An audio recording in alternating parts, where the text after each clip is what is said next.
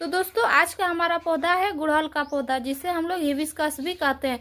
दोस्तों ये जो हिबिस्कस प्लांट होता है ये गर्मियों में फूल देने वाला पौधा होता है। दोस्तों जैसे जैसे गर्मियाँ काफ़ी तेज होती है इसमें उतनी ज़्यादा मात्रा में फूल और कलियाँ बनती है।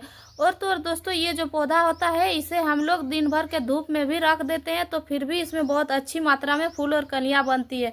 लेकिन दोस्तों ये जो गुड़हल का पौधा होता है ये एक बहुत ही शुभ पौधा होता है। दोस्तों इस पौधे को हम सभी कोई अपने गार्डन में जरूर लगाते हैं।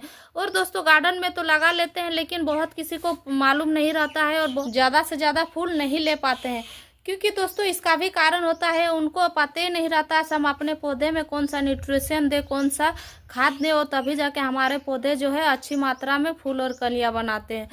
तो दोस्तों अगर अभी तक आपके गुड़हल के पौधे में फूल नहीं आ रहे हैं, कलियां नहीं बन रही, या तो फिर आपके गुड़हल के पौधे में जो है कलियां बन रही है तो वो सूख के गिर जा रही है, तो दोस्तों आज की इस वीडियो में आपको बताऊंगी से क्या करने से आप अपने गुड़हल के पौधे में ढेरों फूल और कलियां ले सकते हैं। और आपके गुड़हल के पौधे में जो कलियां सूख के गिर जा रही थी, पत्तियां पीली हो जा रही थी दोस्तों, वो सारे होना बंद हो जाएंगे।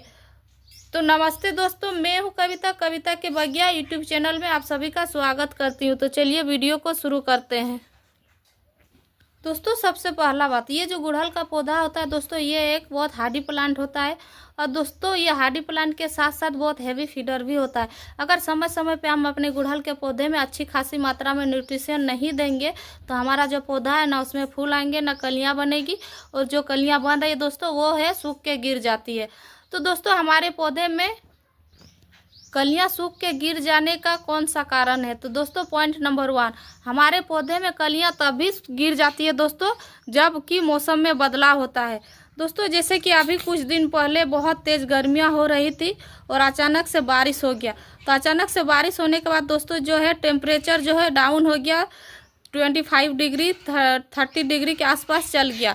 तो दोस्तों ऐसे में क्या हुआ, हमारा जो गुड़हल का पौधा जिसमें कलियां बन रही थी और जो कलियां खिल नहीं पा रही थी दोस्तों, वो अचानक से गिरना स्टार्ट कर देती है। अचानक से गिरना स्टार्ट इसलिए हो जाता है दोस्तों क्योंकि मौसम बदलने के कारण हमारा जो पौधा है वो स्ट्रेस में चला जाता है, और स्ट्रेस में जाने के कारण दोस्तों वो जो है अपने सारे कलियों को गिरा देता है, और जो पत्तियाँ दोस्तों पत्तियाँ भी पीले करने लगते हैं। दोस्तों एक कारण तो ये होता है। और दोस्तों पॉइंट नंबर 2, हमारे पौधे में तब भी कलियां जो है गिरने लगती है दोस्तों जब हमारे पौधे की मिट्टी जो बहुत ज़्यादा चिपचिपी होती है। क्योंकि दोस्तों मिट्टी चिपचिपी होने के कारण क्या होता है, हमारे पौधे का जो जड़ है वो गलने लगता है, और हमारा पौधा उससे क्या होता है अपने सारे कलियों को खिला नहीं पाता है, और उसके वजह से जो है कलियां सूख के गिरने लगती है। तो दोस्तों हमें ये बात का ध्यान रखना है कि हम अपने गुड़हल के पौधे में कभी भी ज़्यादा पानी नहीं देना है दोस्तों। हमें अपने गुड़हल के पौधे की जो मिट्टी है उसको सिर्फ मॉइस्ट बना के रखना है, क्योंकि दोस्तों हमारे पौधे की मिट्टी जितनी नमी रहेगी हमारे पौधे को उतना अच्छा होता है। लेकिन दोस्तों अगर हम अपने पौधे में ज़्यादा मात्रा में पानी दे देते हैं और जो 2-3 दिनों तक एकदम जो है चिपचिपी रहती है मिट्टी, तो हाँ इस तरह से क्या होता है, इसी के वजह से हमारे गुड़हल के पौधे में अपने सारे कलियों को सुखाने लगता है और धीरे धीरे वो जो है गिरने लगती है, और उससे भी हमारे पौधे अपने पत्तियों को पीले करने लगता है।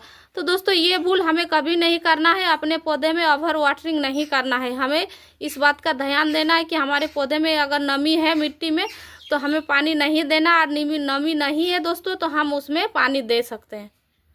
क्योंकि दोस्तों अभी गर्मियाँ हो रही है और ये जो गर्मियों में फूल देने वाला पौधा है, और हम सभी को लगता है कि हम अपने पौधे में बहुत ज़्यादा पानी देंगे तभी जाके इसमें अच्छी मात्रा में फूल और कलियाँ बनती है।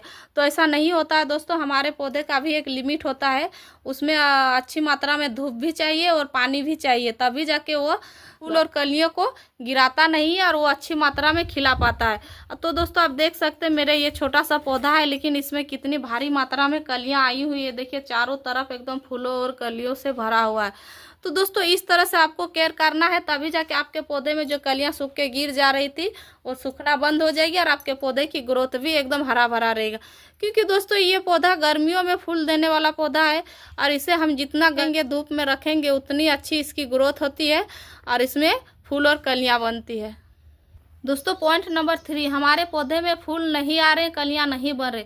तो दोस्तों हमारे पौधे में किसी चीज़ की कमी हो रही है, उसके वजह से भी फूल और कलियां नहीं बनती है दोस्तों। जैसे कि नाइट्रोजन, फास्फोरस, पोटेशियम, अगर इन तीनों चीज़ की कमी होती है दोस्तों तो हमारे पौधे की ना ग्रोथ होती है, ना इसमें फूल और कलियां बनती है। तो दोस्तों हमें इस बात का भी ध्यान रखना है कि हम अपने पौधे में समय समय से नाइट्रोजन, फास्फोरस और पोटेशियम, ये तीनों चीज़ों की पूर्ति करनी होगी, तभी जाके हमारा जो पौधा है बहुत अच्छी मात्रा में फूल और कलियां बनेगी दोस्तों, और इसकी ग्रोथ भी काफ़ी अच्छी होगी। दोस्तों मेरे इस छोटे से पौधे को आप देख सकते हैं, इसकी ग्रोथ तो नहीं हो रही है, लेकिन इसमें कभी भी फूल आना बंद नहीं हुआ। बहुत ही अच्छी मात्रा में इसमें फूल और कलियां आते ही रहता है दोस्तों, और इसकी जो कलियां हैं एकदम बहुत अच्छी भी आती है और फूल भी काफ़ी सुंदर खिलते हैं।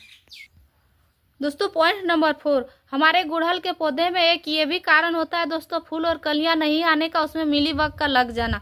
क्योंकि दोस्तों हमारे पौधे में जब मिलीबग लग जाती है तो उसमें क्या होता है, कलियां बनने नहीं देती है, और अगर कलियां बन भी गई दोस्तों तो उन कलियों में बहुत सारा मिलीबग लग जाता है, और धीरे धीरे क्या करता है मिलीबग, हमारे कलियों में जो रस बनता है उस कलियों रस को वो सारा चूस लेता है, और रस को चूसने के वजह से दोस्तों वो जो है कलियां सूख के गिर जाती है। तो एक कारण यह भी होता है दोस्तों मिलीबग का। तो इसीलिए दोस्तों हमें टाइम टू टाइम अपने पौधे में हटाना होता है दोस्तों, तभी जाके हमारे पौधे में अच्छी खासी फ्लावरिंग होती है और उसकी रौनक काफ़ी अच्छी रहती है। तो दोस्तों मैं आपको दिखाती हूँ। दोस्तों ये जो पौधा आप मेरे देख रहे हैं, कुछ दिन पहले इस पौधे की मैं एक वीडियो बनाई थी, इसमें बहुत सारा मिलीबग लगा हुआ था दोस्तों। तो अभी आप देख सकते हैं इस पौधे में कहीं भी मिलीबग नहीं, और सारा मिलीबग जो है मैं इसको हटा दी हूँ। और दोस्तों अब इसमें बहुत अच्छी मात्रा में फूल भी आ रही है और कलियाँ भी बन रही है। जो कलियाँ आ रही दोस्तों अभी फूल नहीं खिले, सिर्फ कलियाँ बनना स्टार्ट हुआ है। ये देखिए मेरे 2-3 ब्रांच में कलियाँ बन गई, ये देखिए। तो मेरा इस पौधे में इतनी अच्छी मात्रा से अब कलियाँ आने लगी और मेरा पौधा जो दोस्तों एकदम से स्वस्थ हो गया। तो दोस्तों ये स्वस्थ इसलिए हो गया क्योंकि मैं इसमें अब बहुत अच्छी तरह से ध्यान रखती थी अपने पौधे की, और इसमें जो मिलीबग आता था दोस्तों टाइम टू टाइम मैं इस पर स्प्रे करके इसके सारे मिलीबग को हटा दी हूँ। और ये जो मेरा पौधा है दोस्तों ये कटिंग से मैंने इसको रेडी किया था, और काफ़ी हेल्दी पौधा आप देख सकते हैं, बहुत ही हेल्दी है, कटिंग से ग्रो किया हुआ पौधा है। तो ये कटिंग से मैंने 2 पौधे ग्रो किए थे दोस्तों, एक ये है और एक यहाँ है। तो देखिए मैंने 2 पौधे आपको दिखाए थे वीडियो में। तो मेरा वो पौधा जो बहुत ज़्यादा मिलीबग से वो ग्रसित था, लेकिन अब ठीक हो गया, और मेरा ये वाला पौधा तो हेल्दी था ही दोस्तों, और इसमें फूल आ ही रहा था, और अभी भी फूल और कलियाँ आ रही है, देखिए। तो दोस्तों टाइम टू टाइम आपको मिलीबग का भी आने का काम करना होगा, तभी जाके आपके पौधे जो स्वस्थ रहेंगे और उसमें बहुत ही अच्छी मात्रा में फूल और कलियाँ आएंगे। पॉइंट नंबर 5, अभी हम अपने पौधे में खाद कौन सा दे जो हमारा पौधा बहुत ही अच्छी और जल्दी से ग्रोथ करेगा और उसमें फूल और कलियाँ बनेगी। तो दोस्तों चलिए हम दिखाते हैं कौन सा खाद आज अपने पौधे में देने वाले हैं। तो दोस्तों आज हम जिस खाद का अपने पौधे में इस्तेमाल करने वाले हैं ये है दोस्तों वर्मी कंपोस्ट। दोस्तों ये जो वर्मी कंपोस्ट है, हमारे पौधे की जो ग्रोथ नहीं हो रही थी, एकदम से ग्रोथ रुक गई है, तो उस पौधे में अगर हम इस खाद को डालेंगे तो हमारा जो पौधा है बहुत ही जल्दी ग्रोथ करता है, उसमें नई नई शाखाएँ निकलती है दोस्तों, और जो शाखाएँ निकलती है काफ़ी मजबूत होती है दोस्तों, बहुत ज़्यादा मात्रा में नई नई शाखाएँ निकलती है। तो इसीलिए दोस्तों हमें हर 15 से 20 दिन में एक बार वर्मी कंपोस्ट को इस्तेमाल करना है अपने गुड़हल के पौधे में। और दोस्तों ज़्यादा मात्रा में इस्तेमाल नहीं करना है हमें, क्योंकि हम 15 से 20 दिन में इस्तेमाल करेंगे तो 2 से 3 मुट्ठियाँ इस्तेमाल करना है दोस्तों, उससे ज़्यादा नहीं करना है। और दोस्तों अगर आपके पास वर्मी कंपोस्ट नहीं है तो आप सूखी हुई गोबर की खाद ले सकते हैं, या तो फिर दोस्तों आप चाहे तो जो उपले होते हैं गोबर के उपले, उस उपले को भी आपको क्या करना है, किसी चीज़ के सहायता से आपको चूर लेना है दोस्तों, और उसका भी आप इस्तेमाल अपने पौधे में कर सकते हैं। और दोस्तों दूसरा चीज़ हम मिलाने वाले हैं, ये देखिए प्याज और केले के छिलके का पानी, क्योंकि दोस्तों इसमें बहुत भारी मात्रा में नाइट्रोजन, पोटेशियम और फास्फोरस है दोस्तों। हमारे पौधे में फूल नहीं आ रही थी, कलियां नहीं बन रही थी, तो उससे हमारे पौधे में बहुत ही अच्छी मात्रा में फूल भी आएंगे और कलियां भी बनेगी। और दोस्तों ये जो प्याज के छिलके हम देते हैं, इससे क्या होता है, हमारे पौधे की रूट भी बहुत अच्छी तरह से काम करता है, और हमारा पौधा जो है काफ़ी तेज़ी से ग्रोथ करता है। इसीलिए दोस्तों ये जो है नाइट्रोजन, फास्फोरस और पोटासियम, इन तीनों को हमें अपने पौधे में इस्तेमाल करना चाहिए। दोस्तों ये जो लिक्विड फर्टिलाइजर है इसे भी हम अपने पौधे में इस्तेमाल करने वाले हैं। तो दोस्तों सबसे पहले तो हमें अपने पौधे की गुड़ाई करनी होगी। इस तरह से आपको गुड़ाई कर लेना है, ये देखिए।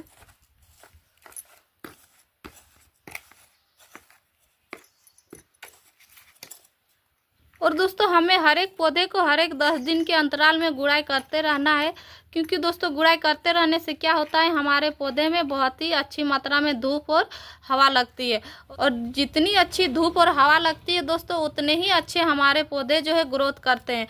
तो इसीलिए हर एक 10 दिन में अगर एक बार हम अपने पौधे की गुड़ाई कर लेंगे तो हमारे पौधे में ग्रोथ काफ़ी अच्छी होती है। इस तरह से टाइम टू टाइम आपको गुड़ाई करते रहना होगा। तो दोस्तों ये देखिए, मैंने अपने पौधे की मिट्टी को हल्की हल्की गुड़ाई कर ली हूँ। अब गुड़ाई करने के बाद दोस्तों आपको करना क्या होगा, ये जो मिट्टी आपको ऊपर की ओर उठा लेना है। इस तरह से ऊपर की ओर उठा लेना है, या तो फिर दोस्तों आप अगर ऊपर की ओर नहीं उठाना चाहते हैं तो किसी बर्तन में आपको खाली कर लेना है। उसका बाद दोस्तों आप जो ये वर्मी कंपोस्ट है, इसे आपको 2 से 3 मुट्ठी साइड साइड में इस तरह से बिछा देना है। ये देखिए दोस्तों, ये जो वर्मी कंपोस्ट होता है ये हमारे पौधे के लिए बहुत ही अमृत खाद है दोस्तों, क्योंकि ये वर्मी कंपोस्ट हमारे पौधे की मिट्टी को काफ़ी तेज़ी से उपजाऊ बनाता है। और हमारे पौधे की मिट्टी जितनी उपजाऊ रहेगी दोस्तों, उसमें उतनी अच्छी से ग्रोथ होते हैं, फूल आते हैं, कलियाँ बनती है, फल आते हैं, ये सभी बहुत ही स्पीड से लगना स्टार्ट हो जाता है।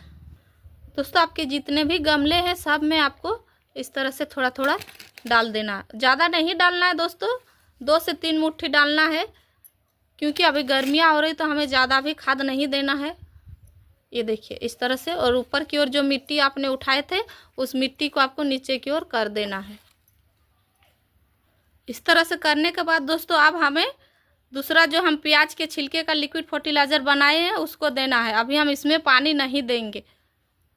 ये जो लिक्विड फर्टिलाइज़र बना है दोस्तों, इसमें हम प्याज के छिलके दिए हुए हैं, और दोस्तों केले के छिलके हैं, और मैंने 1 चम्मच चाय पत्ती दी हुई है। क्योंकि दोस्तों चाय पत्ती जो होता है हमारे सभी फूलों वाले पौधे के लिए बहुत ही अच्छा होता है दोस्तों। और चाय पत्ती से हमारे पौधे की मिट्टी जो है एसिडिक बनी रहती है, और हमारे पौधे की मिट्टी एसिडिक रहती है तो हमारे पौधे में अच्छी मात्रा में फूल और कलियाँ आते हैं।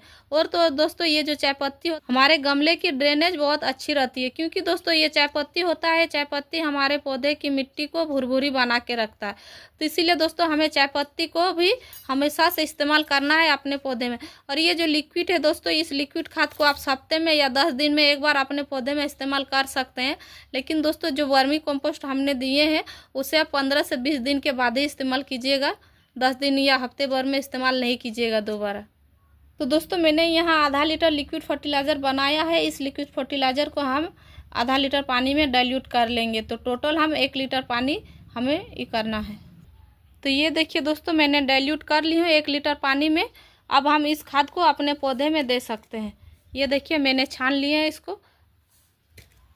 इस तरह से आपको डालना है, और ज़्यादा नहीं डालना है दोस्तों, जितना आपके पौधे तक जड़ों तक पहुंच जाए, आपके पौधे का जो जड़ है वहां तक पहुंच जाए, उससे ज़्यादा आपको नहीं देना। ज़्यादा देने से क्या होता है दोस्तों, फिर हमारे ड्रेनेज होल से बाहर निकल जाता है।